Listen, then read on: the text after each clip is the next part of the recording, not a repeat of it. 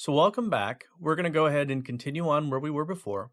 Now, we are in the Fire render engine, and we know that we are because right now we have this red button that says stop. And if we click that, this interactive render settings will stop, and it will no longer be interactive. However, as long as this is interactive, we can do things like, for instance, change our car paint color. So I'll do that.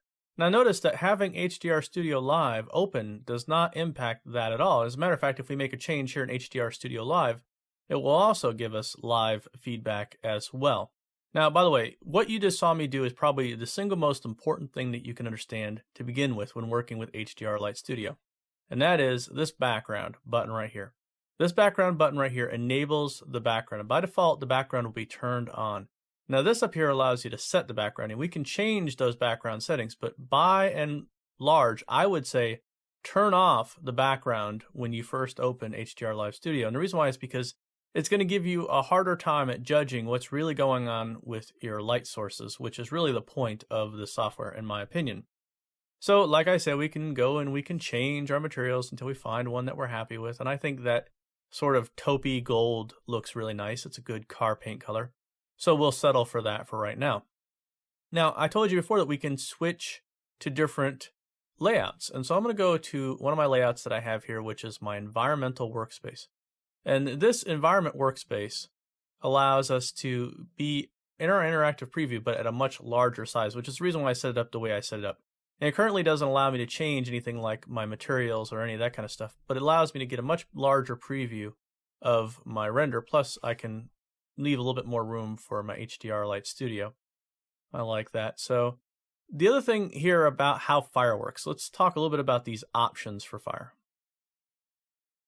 If we go to settings, which is under options, we're using a sample level of 7 and we're using a quality of 2. Well, what does this quality mean? This is the resolution of this preview render engine. So if I boost up this resolution and I boost up the sampling level like so, and I hit OK, we're going to see a much sharper image, something that's going to give us a much more true to the finished Maxwell output.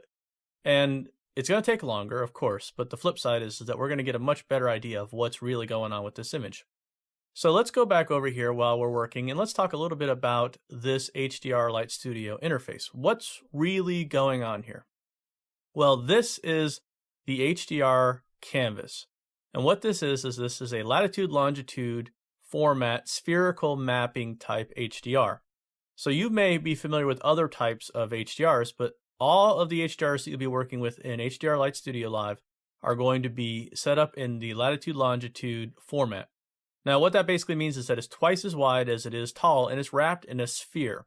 So right here, this orange line represents the horizon, and then we have different lines here representing our different points in space. So this can be a useful way of aligning your light objects as you're moving them around on the canvas. However, you also have this cubic method, and this just gives us a different way of aligning our options. Now, let me grab a square here and you'll see what I mean. So this is a square, sort of primitive shape that we were going to work with. And I'm just going to set this for something like 50 and 50 on our width and height. And you can see that fits perfectly within one of these cubic guides. And for that matter, it also fits perfectly down here at the bottom. So you can see that you can build a room by using these cubic guides and using these square primitive synthetic lights. But I'm going to primarily stick with the spherical mapping because I find it to be a little bit more useful. However, you're free to switch between these two at any point in time that you like. Also, notice that we have an undo and a redo button right here, and this will allow you to move backwards and forwards through the progression of changes that you've made. And also bear in mind that all these changes that we're making are reflecting in real-time live updates over here in our Maxwell Fire window. So if I do an undo, we'll just keep an eye over there. Undo, you can see immediately that that gives us a completely different look. Now we've got kind of a silhouette thing going. I'm just going to go ahead and delete this square primitive because we don't want this right now. And the way I do that is you see this little trash can? If I have that light selected in our list, I just click on the trash can and that will delete that light. Now if I click on our round primitive light here, the synthetic, you can see that as I move that around, we're also getting the immediate feedback as to what's going on with our knot. And I can duplicate that by clicking the second little icon next to the trash can. And what that's going to allow me to do is it's going to allow me to have a second primitive created from whatever the settings were at this time. So if I change, for instance, if I go back to this one and I change the settings to something like 200 watts instead of 500 watts, you'll see that not only is that change made, but when I make a duplicate, the duplicate will come through at 200 watts as well. So I can have various different duplicates made from lights that have all kinds of properties, whether they be colors or wattage. And we'll get into all of these different settings. But for right now, the most important thing to know is that we can create these lights from these primitives that we see up here. And we'll primarily focus on these first three primitives. You see that we have the square, the circle, and our sort of polygon shape. And these will all be what we'd call synthetic lights.